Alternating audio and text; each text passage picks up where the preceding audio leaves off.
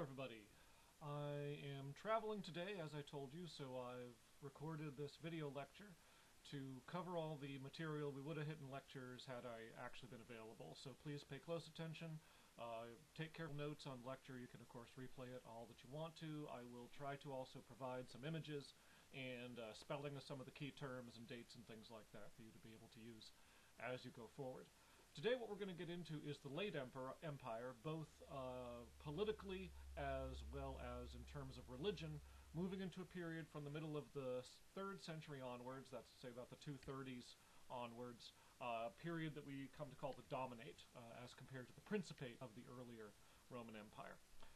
When you get into the mid-3rd century, the Roman Empire hits a political crisis. The army had always played a very important role in Roman politics ever since the late Republic. You may remember back in the days of Julius Caesar, the Republic broke down in civil wars between different factions of the military. Soldiers were loyal to their immediate commanders rather than to any general idea of Rome in the abstract, and so ambitious commanders like Julius Caesar, like Pompey the Great, used the troops for their own political advantage and wound up tearing the Republic apart and creating the empire as a result.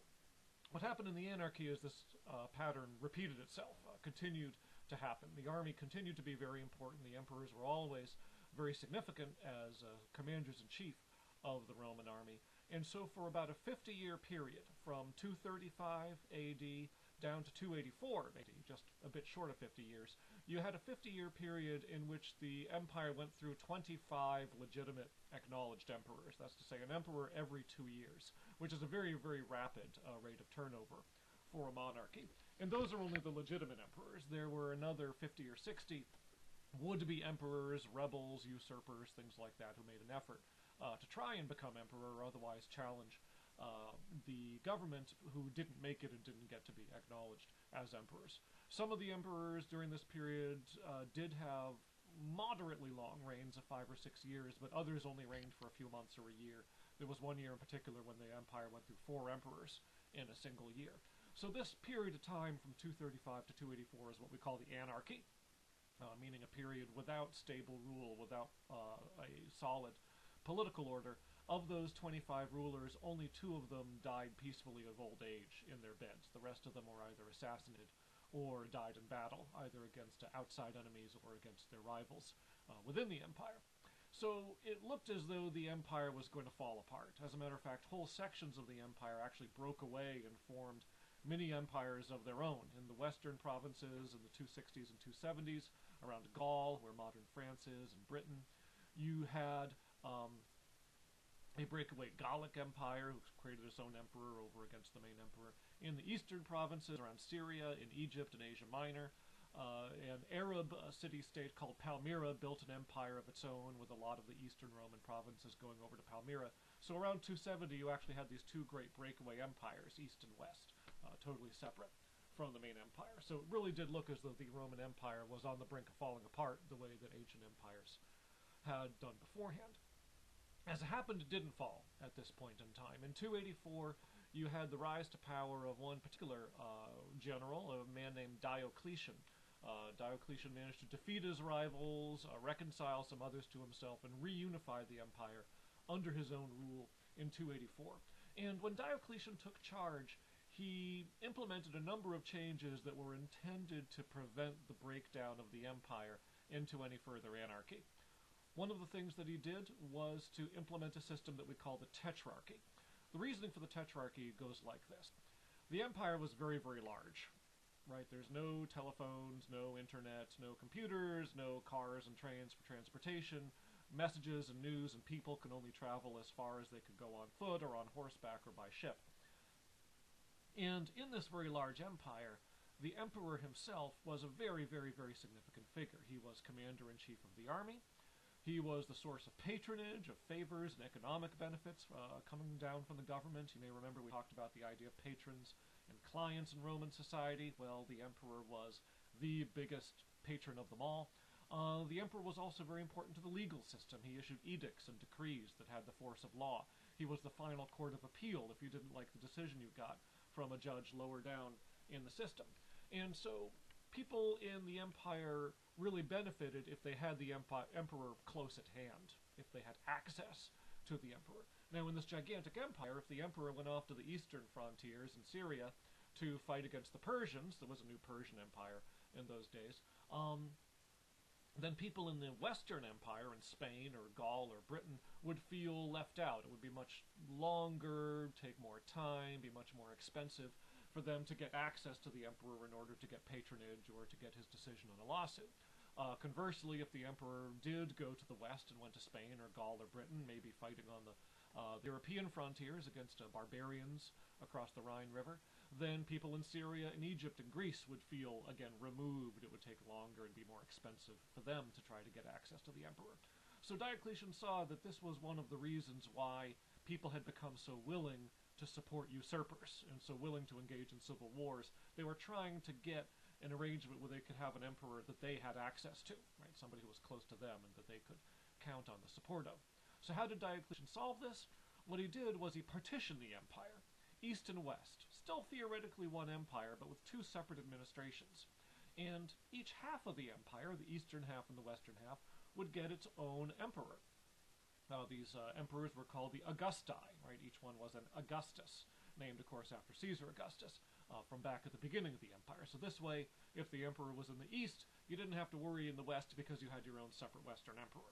And even then, hoping to make succession a little bit clearer and to give people even more access to an emperor, he created junior emperors also for each half of the empire. So these junior emperors were called the Caesars. So you had an Eastern Augustus and an Eastern Caesar. You had a Western Augustus and a Western Caesar. Okay, 4 people ruling the empire, theoretically all of them in partnership and harmony and ruling one united Roman Empire together, but creating 4 separate emperors that people could go to, that could command armies, that could provide patronage, that could act as appeals courts and give decisions on lawsuits, that kind of a thing. So this rule of 4, the Greek word for rule of 4, gives us the word tetrarchy, okay, the system that Diocletian arranges, with an Eastern Empire, a Western Empire, and junior and senior emperors for each part of the empire. Okay, tetrarchy, a very, very key idea that's going to influence what happens to the empire later on. The other thing that Diocletian does is he changes the way that the imperial administration relates to people on the ground. You may remember that from Augustus's time, they introduced this power of the emperor, but also Augustus tried to pretend that the Republic was still an ongoing concern. Still consulted with the Senate, called himself first citizen or princeps rather than king or dictator or anything like that, like Julius Caesar had done. So the earlier empire had been called the Principate, this sort of way of ruling indirectly, right? Way of ruling while pretending that you still had a republic going on. And that was very, very important. But Diocletian argues that this is just too confusing, right? And this is going to be too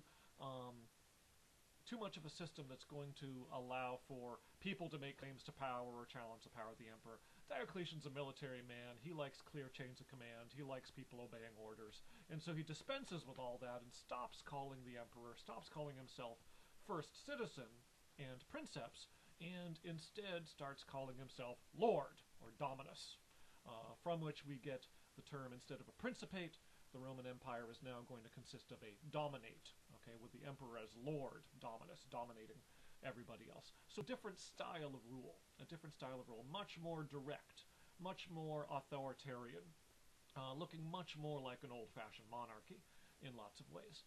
And you see this shift to dominate happening in different aspects. You see a lot of it in things like imperial ceremonial, okay? Things get introduced, thrones and crowns for emperors to wear. You start getting more and more court protocol dictating how people will behave when they come into the presence of the emperor, and how close they're allowed to approach, and how they have to kneel down when they approach him. This kind of thing, which had never been done under the Principate, much more in the style of an old-fashioned monarchy, gets introduced by Diocletian under the new system of the Dominate. So that's sort of a very different style of ruling there. The other thing he does is he has the imperial administration govern the provinces much more directly. Under the Principate, provinces were large, and a governor had only a small staff of scribes to administer and a bit of a garrison to back him up if he needed a bit of a force to enforce his decisions, but not too much apart from that. Most of the governing on the ground was done by local people, by local town councils, and they were sort of mediators between the Roman governors and local affairs. Well, Diocletian, he changes this.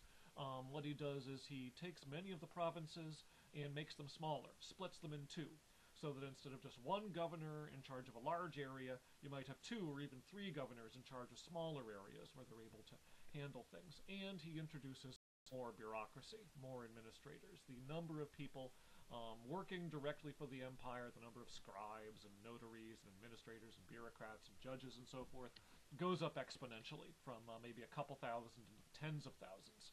So that you get a much heavier, much larger central government administration that's going to try and control things on the ground in a much more direct, hard-handed kind of a way. Okay, so this is another shift going on under the Dominate. Not only the court ceremonial, but also this insistence that the running of law courts, the enforcement of laws, the management of military affairs, the raising of taxes, very, very, very important. All this is going to be done much more directly by imperial officials rather than, excuse me, rather than by locals sort of working as intermediaries between people on the ground and the central government. One other shift that's associated with this, not so much Diocletian, but later on under Constantine, who we'll talk about in a minute in reference to religion, Constantine also reforms the army. The army of the Principate had been divided between legions, which were composed of citizens, your kind of heavily equipped, highly trained battle troops, on the one hand, and the auxilia, who were recruited from non-citizens, on the other hand, much more lightly equipped, given less central fighting duties. Before the Anarchy, there had actually been a shift that had made this distinction obsolete.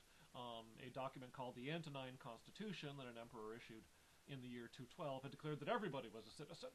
The reason for everyone who wasn't a slave, that is, pretty much all the free male inhabitants of the empire automatically were granted citizenship, whereas it used to be a privilege for only a few. This allowed higher taxes to be levied on lots of people who hadn't previously had to pay so much, and it also meant that anybody could be recruited into the legions, and it was a way of sort of building up for a big war effort. Once it was done, couldn't be undone, and so that kind of made the legion auxilia distinction irrelevant. Constantine, in the early 300s, reformed the army, in a sense kind of reintroduces a new distinction, not based on citizenship anymore, but based on just the function of the troops. On the one hand, you would still have heavily armed central troops who were called the comitatenses, the companions of the 4 emperors. These were heavily armed field armies that were supposed to be able to march from place to place and fight pitched battles against enemies in various places. And then you also had troops who were called the limitanei, the bordermen, or the frontier guards, and these were more lightly equipped troops who were stationed in watchtowers and fortresses all along the frontiers in order to manage frontier traffic and provide an initial defense against small-scale raids and give warning against any kind of a larger-scale sort of attack. So this sort of new, in some ways kind of more centralized organization of the army between the comitatenses and the limitanei was another important distinction with the Dominate. So as you get into the late Empire, politics are very different. Right, you're now are going to have a much more centralized government in some senses, and then it's much more bureaucratic, governing people much more directly than it used to do, and also which has a much more elevated sense of the authority of the emperor, but also at the same time you have this division of the empire into east and west with senior emperors and junior emperors on each side. Okay, let me pause video at this point. The lecture is going to continue in the next segment where we're going to talk about the emergence of imperial Christianity. Thank you.